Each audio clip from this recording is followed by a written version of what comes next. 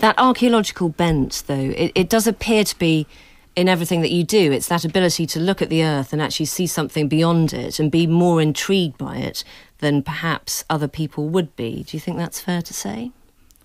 I think the archaeology bit, I think a lot of us have got it, but the archaeology bit makes you look at all sorts of different things and realise that they make part of one big picture.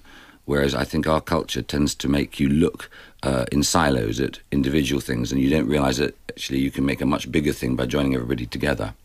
How did you get the money for the Eden Project? Because you needed vast, vast amounts, and you started with nothing but your own vision, which must have been quite difficult to explain to people as well.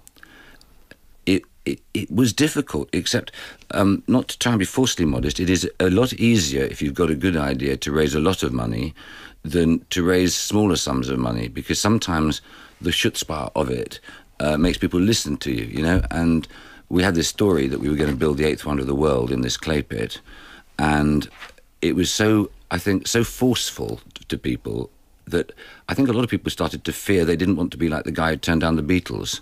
It had this kind of ring to it, you know, the lost worlds of Arthur Conan Doyle. And you could see in people's eyes that they could imagine being part of this story. And we were very fortunate in our friends. And while I get given far too much praise for it, we had a really good team sort of joined around the time, and everybody gave up jobs to do it. It was like a gang. So the money was tricky. And I played a part in it. Gay Coley, who's my managing director, she did most of the arm twisting. But we ended up, as I say, with 140 odd million. And the great thing, huge success. Well, the great thing is we've had 13 million visitors so far, and this year is our 10th birthday. So we're hoping to persuade everybody who came in our first year to come and see how we've done over the ensuing period. Many happy returns. Given all of that then, Tim, why do you still think that Britain is such a risk-averse country? I mean, is it because maybe there's a fear that our greatest lies behind us, you know, like the timid child of a successful man? You know, it's kind of gone before and we somehow shouldn't aspire to it again now?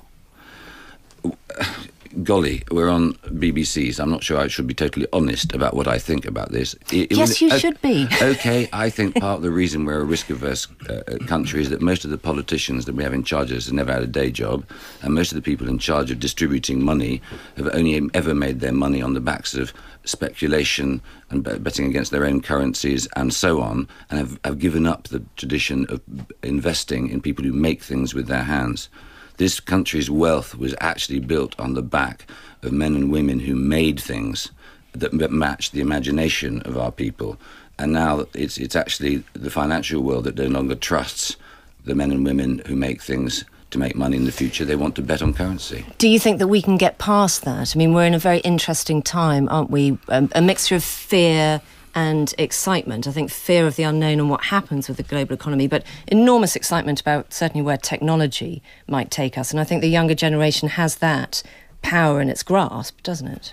It does. I think we are living at a time which, if we were brave enough to seize it by the throat, is absolutely fabulous, because we're dealing with issues like climate change.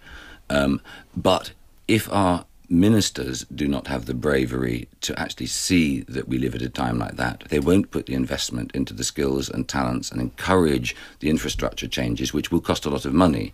The trouble is, if you're ruled by an accountancy fear of knowing the cost of things without knowing the cost of not doing things, you can bring yourself to your knees. Anybody who's ever run a company knows that very often you can kill a company in your desire to constrict access to money because you think that's prudent, the mumsy way to success. What would you do?